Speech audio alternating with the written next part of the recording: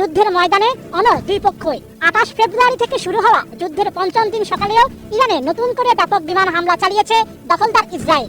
হামলা হয়েছে দেশটির ক্ষেপণাস্ত্র উৎক্ষেপণ কেন্দ্র এবং একটি পারমাণবিক গবেষণা কেন্দ্রে। যুক্তরাষ্ট্র ইসরায়েলের যৌথ হামলায় এখন পর্যন্ত ইরানে হতাহতের সংখ্যা ছাড়িয়েছে 1000। পাশাপাশি লেবাননেও ব্যাপক বিমান হামলা চালিয়েছে নেতানিয়াহুর বাহিনী। জবাবে ইসরায়েলের দফায় দফায় ক্ষেপণাস্ত্র ও ড্রোন হামলা চালিয়েছে আইআরজিসি।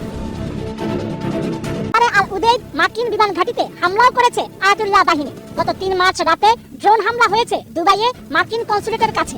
ইরান কিংবা ইসরায়েল যুক্তরাষ্ট্র কেউই পিছু হটছে না যুদ্ধের ময়দান থেকে। যে যার অবস্থানে অনড়, ফলে চলছে ধ্বংসযজ্ঞ, বাড়ছে হতাহত।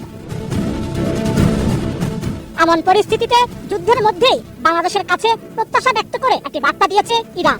বাংলাদেশে নিযুক্ত ইরানের রাষ্ট্রদূত জলিল রহিমি জাহানাবাদী জানিয়েছেন, বাংলাদেশ একটি মুসলিম দেশ, একই সঙ্গে ওআইসি ও জোট নিরপেক্ষ আন্দোলন বা ন্যামের সদস্য।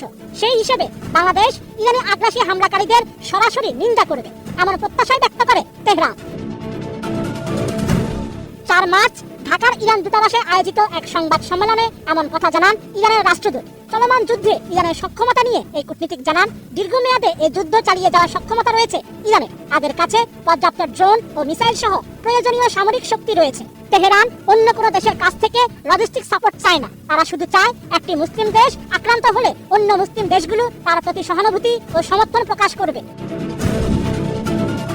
এছাড়াও ইরানে অবস্থানরত বাংলাদেশি শিক্ষার্থীদের নিরাপদ স্থানে সরিয়ে নেওয়ার বিষয়ে রাষ্ট্রদূত জাহানাবাদী জানান, কত সংখ্যক বাংলাদেশি ইরানে রয়েছে তার সঠিক পরিসংখ্যান এই মুহূর্তে তার হাতে নেই। তবে তিনি এতটুকুই জানেন, তেহরানে অবস্থিত বাংলাদেশ দূতাবাস ইরানের পররাষ্ট্র মন্ত্রণালয়ের সঙ্গে নিয়মিত যোগাযোগ রক্ষা করছে। যখনই কোনো ধরনের সহযোগিতা চাওয়া হবে, ইরান সরকার সেই অনুযায়ী সর্বোচ্চ ও উপযুক্ত ব্যবস্থা গ্রহণ করবে। Sheikh Farid, ATN news.